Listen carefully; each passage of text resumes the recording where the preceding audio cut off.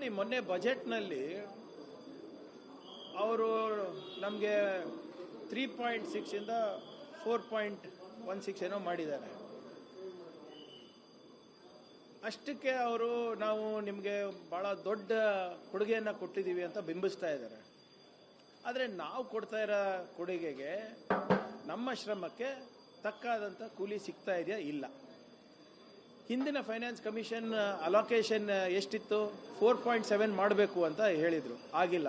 ನಾವು ಬೇಡಿಕೆ ಇಟ್ಟಿದ್ವಿ 5.1%. ಈಗ ನಮ್ಗೆ ಸಿಕ್ಕಿರೋದು ಎಷ್ಟು? ಸುಮಾರು 4%.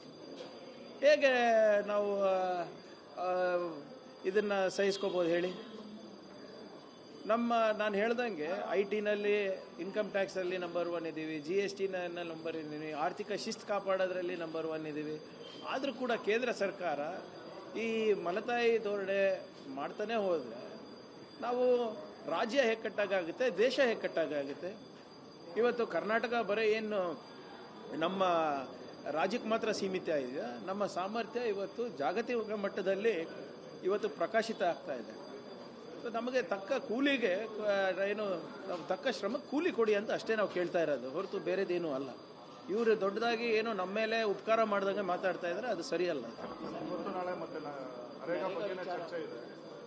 ನೋಡಿ, ಭಾಳ ಸ್ಪಷ್ಟವಾಗಿ ನರೇಗಾ ಕಾಯ್ದೆಯನ್ನು ರದ್ದು ಮಾಡಿ ಈ VB ಗ್ರಾಮ್ಜಿ ಬಿಲ್ಲನ್ನು ತಂದು ಪಂಚಾಯತ್ ಅಧಿಕಾರಗಳನ್ನು ಮೊಟಕುಗೊಳಿಸಿದ್ದಾರೆ, ಕಾರ್ಮಿಕರನ್ನು ಗುಲಾಮರು ಮಾಡಿದ್ದಾರೆ, ಮತ್ತು ನಮ್ಮ ರಾಜ್ಯಕ್ಕೆ ಒಂದು ತೆರಿಗೆ ಹಾಗೂ ಆರ್ಥಿಕ ಭಯೋತ್ಪಾದನೆಯನ್ನು ಒತ್ತಾಯಪೂರ್ವಕವಾಗಿ ಕೇಂದ್ರ ಸರ್ಕಾರ ಮಾಡ್ತಾ ಇದೆ.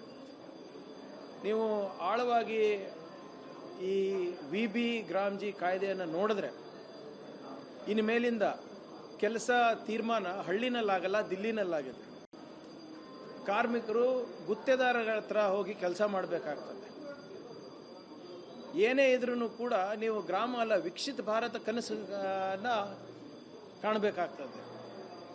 ಒಟ್ಟಾರೆ ನಮ್ಮ ರಾಜ್ಯದ ಹಿತಾಸಕ್ತಿ, ಗ್ರಾಮ ಸ್ವರಾಜ್ಯದ ಹಿತಾಸಕ್ತಿ, ಗ್ರಾಮೀಣ ಭಾಗದ ಅಭಿವೃದ್ಧಿಗೆ ಇವತ್ತು ನಿರ್ನಾಮ ಮಾಡಲಿಕ್ಕೆ ಈ ಬಿಲ್ಲನ್ನು ತಂದಿದೆ. ಇದನ್ನು ವಿರೋಧ ಮಾಡಿ ಇವತ್ತು ನಾವು ಅಸೆಂಬ್ಲಿನಲ್ಲಿ ರೆಸಲ್ಯೂಷನನ್ನು ಪಾಸ್ ಮಾಡಿ ಪ್ರೆಸಿಡೆಂಟ್ ಅವರಿಗಿರ್ಬೋದು, ಕೇಂದ್ರ ಸರ್ಕಾರಗಿರ್ಬೋದು ಕರೆಸ್ಬೋದು. ನಮ್ಮ ಹೋರಾಟ ಇನ್ನು ಈ ಸದನ ಆದಮೇಲೆ ಬೀದಿಗಿಳಿತು.